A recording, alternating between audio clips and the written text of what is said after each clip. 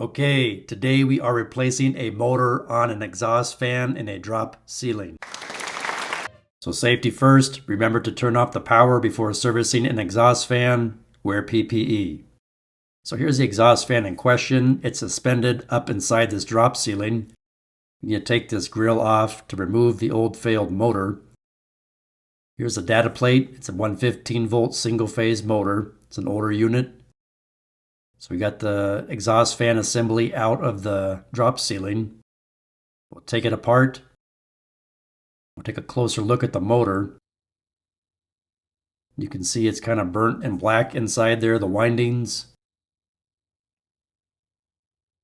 And this shaft doesn't spin at all, it's seized up.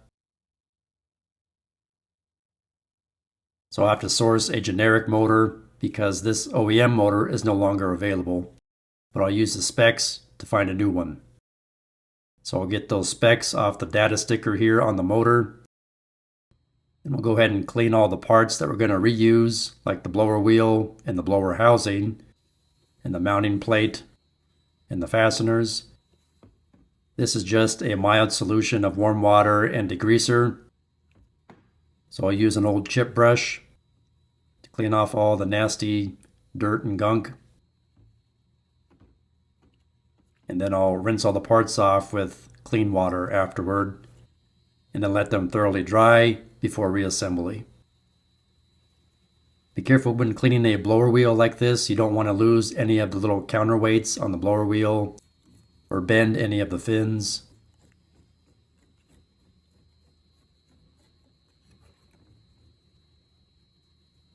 With everything clean and dry, we can go ahead and do reassembly.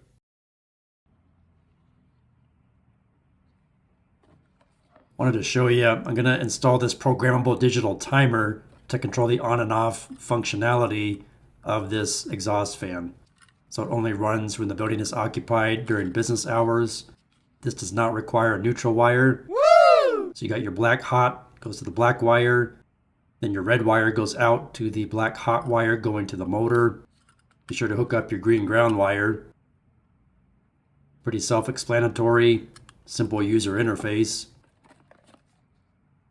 You want to allow roughly 2 minutes for warm-up after you initially install it. I'm going to install it in this 4x4 box. Install this cover, like so. I did have to trim the metal mounting tabs on that programmable digital timer to get it to seat all the way into that cover. So just a little FYI. Okay, we'll start with reassembly.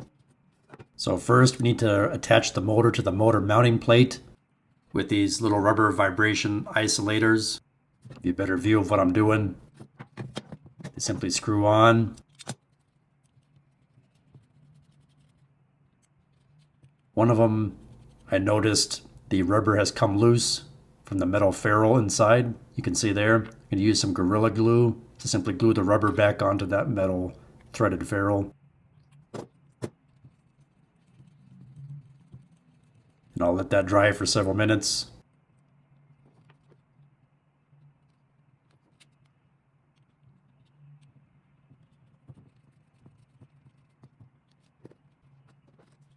Okay.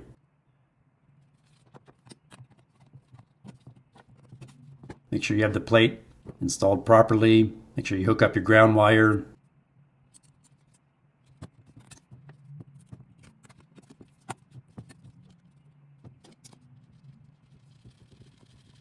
Then tighten down the 3 nuts that hold it in place.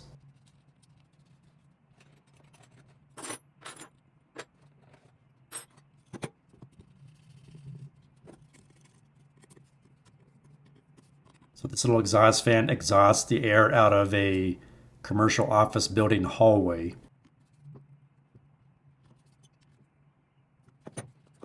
All right.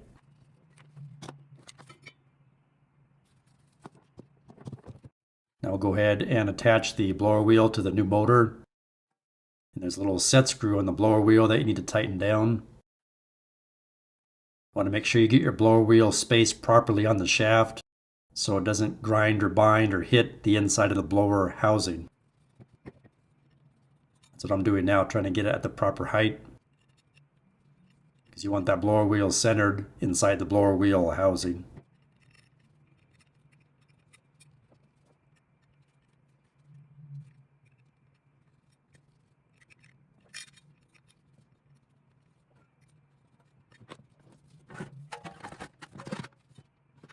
Yep, looks good.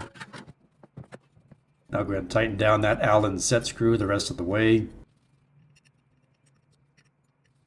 You simply line up that Allen set screw with the flat spot on the shaft.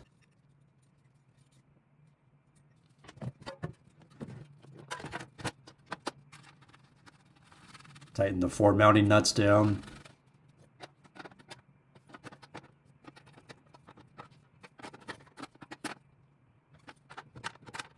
You can see this unit already comes with the little capacitor and the plug. Spins freely, nice and centered. Ready for install. Woo! I recommend wearing a dust mask whenever you're working up inside an old drop ceiling, so you don't breathe any of the dust and particulate. Wear safety glasses. So this is held inside the blower or the exhaust fan housing, if you will, with 4 bolts.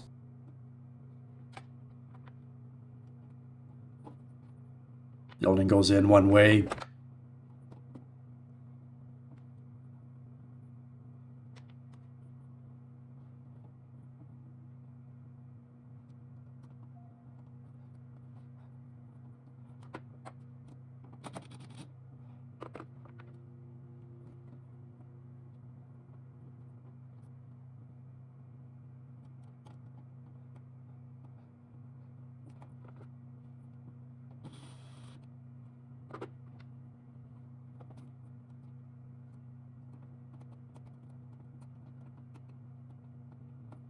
I'll give you a look at what that looks like installed. There you go. Wow.